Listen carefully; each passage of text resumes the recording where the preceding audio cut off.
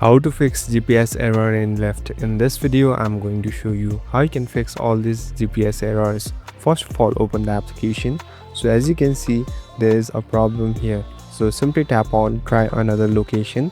Now you can select any of the location just to show you how you can work on it.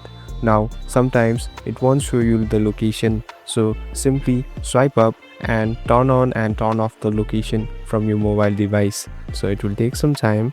Now if you go back, it will completely start and know where your location are.